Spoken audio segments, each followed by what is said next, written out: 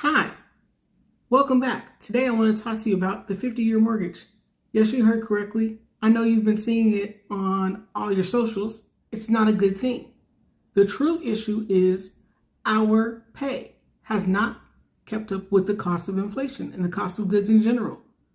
Things keep going up, but our pay stays the same. Same old story, different day. Right? On my other channel, Nasania, I discussed 50-year mortgages. And I crunched some numbers so you can see exactly what the issue is. But basically, if I'm 30 and I get a 50-year mortgage, I probably won't be here anymore when it's paid off. I probably won't live that long. And the average person moves every 7 to 10 years. So that's a problem. Let's check out some other people's opinions as well. You gotta see these comments. These people have no idea what they're talking about. I will never get on board with a 50-year mortgage. Period. It's a terrible idea for the American consumer. And yes, I have firsthand knowledge of this market as a real estate developer, home builder, and investor. Let me go over some of the comments and explain why they're totally off base. Interest-only loans are dangerous and basically usury. They led to the pre-2008 collapse of the real estate market and would truly usher in an era of predatory lending. It would force the system to create equity via asset speculation, which is just a terrible idea. Because what happens when it collapses? It always does.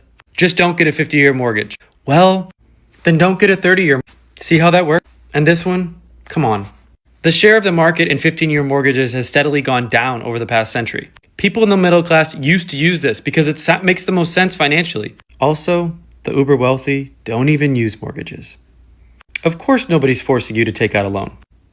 But Americans have built their nest egg via investing in real estate. That's part of the American dream. And when most people need a loan to access that part of the American dream, what is your alternative? Invest in the stock market, eh? Okay. Please look at an amortization schedule and get back to me. The first 7 or 10 years of a 50-year mortgage, there's zero principal accumulation. The entire basis here then would be essentially, I hope that the price of this home goes up. The historic home price appreciation in the United States is around 2%. The Fed shoots for a 2% average inflation. So in real dollars, you're absolutely not gaining any traction. Long story short, the longer we push out the amortization schedule, the worse it is for the consumer. This one, if it's not for the middle class, then who's it for? It's not for the wealthy because they don't use these loans. And the poorest people, they can't buy homes to begin with. So it's absolutely for the middle class.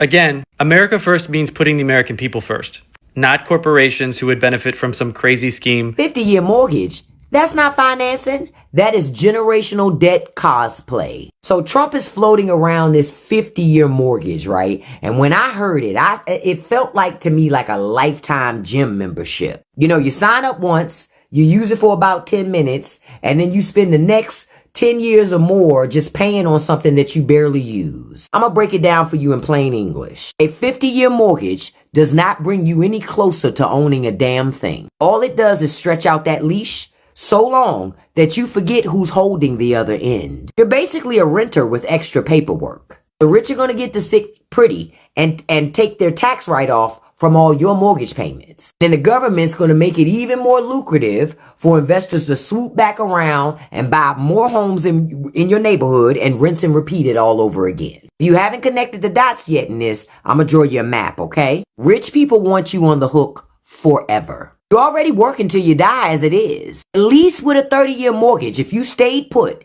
and you made your payments the way you supposed to, at the end of it, you don't owe nothing to the mortgage company. All you got to do is pay property taxes at that point. But rich folks said, hold my beer. Not anymore. Now rich folks like, we want that house back in our portfolio one way or another. Your parents do a reverse mortgage? Cool. Them rich people gonna get that house when your parents die. You get a 50-year mortgage? Cool. Rich people still gonna get that house when your parents die. They turn home ownership into a boomerang. No matter how far you throw that thing, it's gonna go right back to the investors. Y'all tired of winning yet? Cause I know damn well when I heard about a 50-year mortgage, that made me tired. These people are monetizing every breath you take, every facet of your life. That'd be the stupidest thing I've heard in a long time. The FHA rolled out the 30-year mortgage all the way back in 1949, so the 50-year mortgage would be something new that we haven't seen in 75 years. Let's compare them side by side. Let's do $450,000, 6%, comparing a 30-year to a 50-year. What would that look like? Monthly payment, just principal and interest. On the 30-year, $2,697. On the 50-year, $2,368. $521,000 just in interest. On the 50-year, you will pay over $970,000 in interest alone. That is a difference of $329 a month that you will save if you do the 50-year, but you will pay an additional $450,000 in interest. That's insane. The point where you own 50% of your home, also known as equity. On the 30-year, it'll be 21 years. At the 50-year, it'll take almost 40 years just to build 50% equity, half of your home. Mortgages are amortized, meaning that you pay more principal at the back end of your loan. The majority of the interest is on the first 15, 20 years. In this case, on a 50-year, it'd be like the first 30 years. Now, as a loan officer, is $329 a month worth the $450,000 in extra interest? Obviously not. Hell no. No, don't do it. Please don't do it. No matter what your term is, please contribute extra towards your principal payment every single month. It'll be worth it for you. If any one of my clients came to me and said that they're going to use the 50-year mortgage, I'm not putting my name on that, and I'm walking away from you. That is the most... You might as well just throw your money away in that situation. The 10-year difference on that and just interest alone and equity wouldn't add up. Any person that has any basic knowledge... Sorry, my freaking seatbelt. Any person that has basic knowledge knows that that shit doesn't add up to any person in the world with common sense. The same amount of time in 10 years that you get a property on a 50-year mortgage versus a 30-year, I mean, you're looking at a difference of, having $15,000 versus 40. Like, it's ridiculous. Like, this problem that we have here is a lot deeper than the lending. Only people that are smiling and happy at this, that if people bite on it, are the banks, because they're going to make a ridiculous amount of money on people that are not going to have the people in their corner or hired for them to tell them that this is not a good idea. There's nothing about this is good. Nothing about that makes any sense. Nobody can sit there and have a logical conversation with me and say that that makes sense in any way, shape, or form. There's no property on this continent that is worth that. 50-year mortgage? No. God, no. And it's just like, it just gets worse. Like, people just add to the flame of just dumb stuff that we just bring up instead of actually addressing the issues that are plaguing this economy and this market. Like, this is why I'm a big component of putting people that are actually in the field in charge of this stuff. Do not have some person that went to college, never went and did anything in terms of real estate, try to make decisions in this matter. But then again, who am I? We know that the reason why they're bringing this stuff up is just for them to make more money. They know that people have caught on to the idea that they don't want you to own anything. They already understand that. So now they're transitioning to basically predatory lending tactics again. I saw something about the potential to have a 50-year mortgage. The 50-year mortgage thing? Yeah. What do you think about that? Okay. First things first. Here's my thoughts on that. What do we have? We have a housing problem, right? Mm-hmm. There's really only one reason for this housing problem.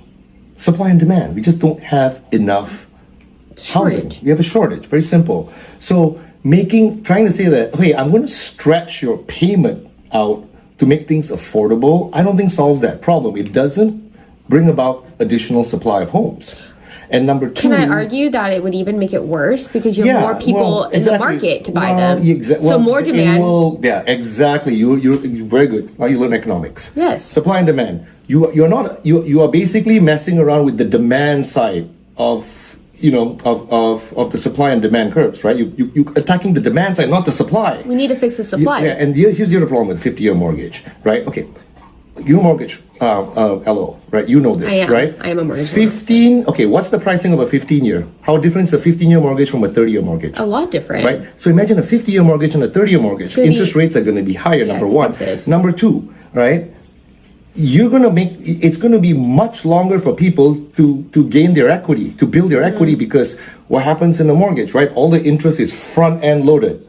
So you're going to keep making your payments and payments and payments, and your principal is going to go very, very little portion of your interest. Remember, mortgage interest is always front end loaded on a consistent payment stream of a fixed mortgage over that period of time of the amortization, right? Mm-hmm. So people are going to take longer for them to pay their equity down, right?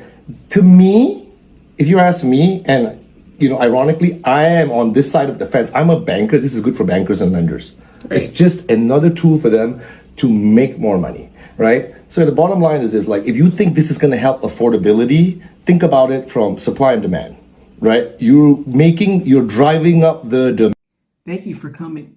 Let me know what you think about anything I've said or anything anyone else has said in this video. I want to share a scripture with you about being a good steward. It comes from the NIV Bible, Luke 16:10. He that is faithful in that which is least is faithful also in much. And he that is unjust in the least is unjust also in much. These verses serve as a reminder of the responsibility and accountability that comes with stewardship, encouraging believers to manage their resources, talents, and time with care and purpose. Amen. As always, God bless you and God bless you. And come back. I will try to post sooner, I promise. I'm so sorry it took me so long, but I've been going through it. I could tell you a story or two. I surely could.